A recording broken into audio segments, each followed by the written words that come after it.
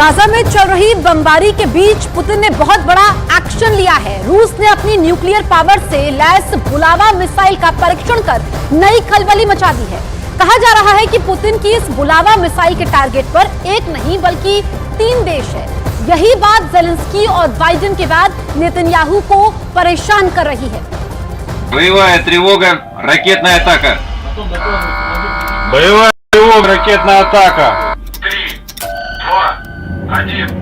Время старта.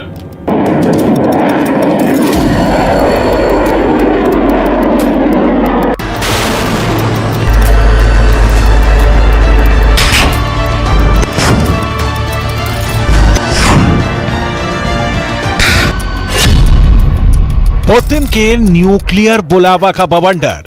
По морской цели. 1, 0.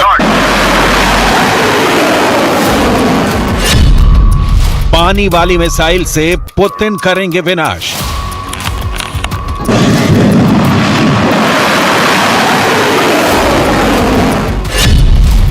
Putin का most dangerous हथियार fire.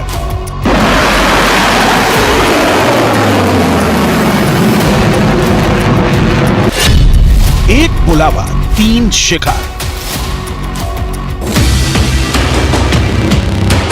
Putin ने अपने हथियार भंडार से अब वो निकाला है जिससे तबाही की कहानी इतिहास ने ना कभी देखी ना कभी सुनी है।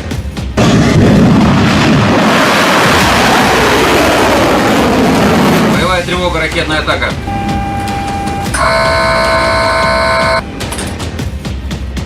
रूस ने अपने हथियारों के जखीरे में एक और महाविनाशक हथियार शामिल किया है। रूस की नई परमाणु पनडुब्बी से परमाणु शक्ति संपन्न बुलावा मिसाइल दागकर रूस ने सफल परीक्षण किया है। यह बुलावा मिसाइल अमेरिका तक मार कर सकती है। रूस की परमाणु चालित पनडुब्बी इम्पीरेटर अलेक्जेंडर 3 ने न्यूक्लियर हथियार ले जाने में सक्षम बुलावा बैलिस्टिक मिसाइल का परीक्षण किया। 3, 2, 1. Время старта.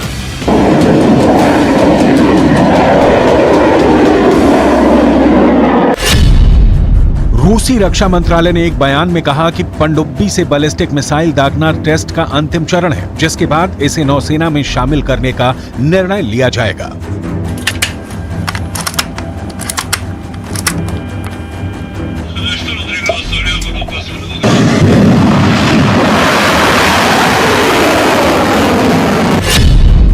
रूस की ओर से जारी बयान के मुताबिक मिसाइल रूस के उत्तरी तट के पास सफेद सागर में पानी के नीचे लॉन्च की गई। अंतर महाद्वीपीय मिसाइल ने रूस के सुदूर पूर्व में मौजूद कामचटका प्रायद्वीप पर एक टारगेट पर हमला किया। इस दौरान मिसाइल ने हजारों किलोमीटर का सफर तय किया और टारगेट को हिट किया। वाशिंगटन डीसी से लेकर कीव तक, तेल अवीव से लेकर मिस्र तक खौफ का नया माहौल पैदा हो गया है। बुलावा मिसाइल की बात करें तो ये 12 मीटर लंबी है, जिसकी रेंज लगभग 8000 किलोमीटर है। ये अपने साथ 6 न्यूक्लियर हथियार ले जा सकती है। रूसी नौसेना की ये एक बड़ी ताकत है।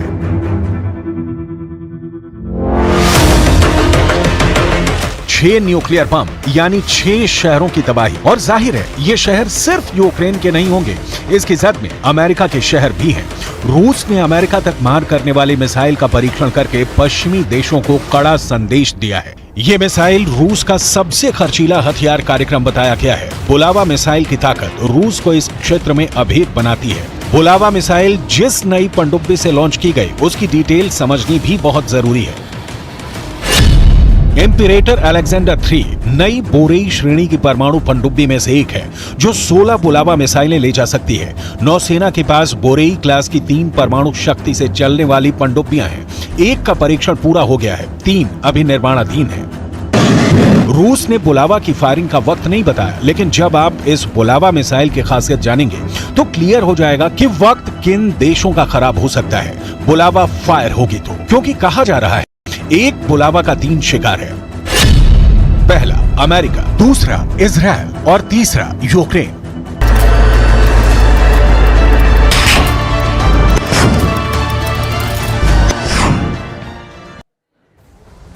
इजराइल का दावा है कि गाजा के अस्पतालों में हमास ने अड्डे बना रखे हैं, इसलिए वो आसपास हमास के अड्डों को टारगेट कर रहा है और इन हमलों में आम आदमी की भी मौत हो रही है। तो वहीं फिलिस्तीन इसे खुद का नुकसान बता रहा है।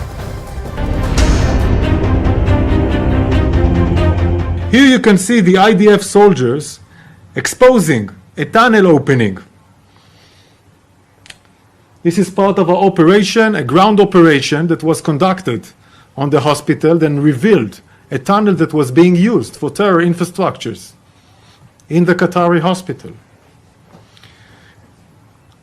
If it wasn't enough, this tunnel, if it wasn't enough, that we expose the tunnel under the hospital, the terrorists also shoot at our soldiers from within the hospital. इन्हीं अस्पतालों के बीच इजरायल की बमबारी तेज हो गई है। इजरायल अब इन अस्पतालों के आसपास लगातार बमबारी कर रहा है।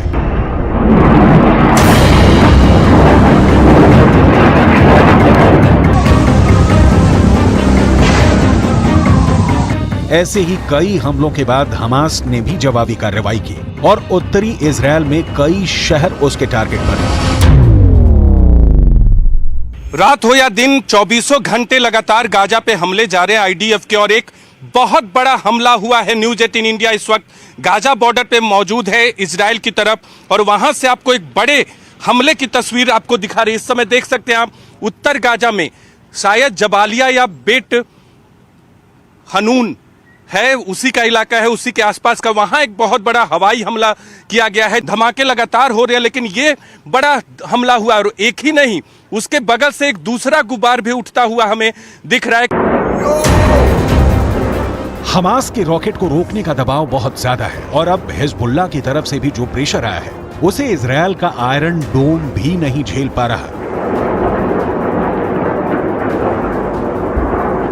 इस वीडियो को देखिए जिसमें आयरन डोम से निकली मिसाइल फेल हो गई और लौटकर वापस इजरायल में ही आ गिरी। इस वीडियो से पता चलता है कि अब आयरन डोम बहुत ज्यादा दबाव में है।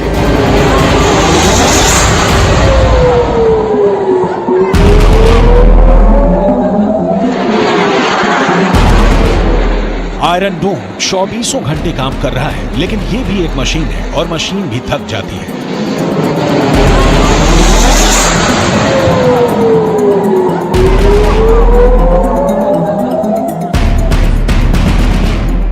रॉकेट हमलों के बीच इजरायल का दावा है कि गाजा के अस्पतालों के नीचे हमास के अड्डे बने हुए हैं, जहां हथियारों से लेकर फ्यूल सब कुछ छुपा कर रखा जाता है, लेकिन इजरायल अभी तक कोई ठोस सबूत नहीं दे पाया है।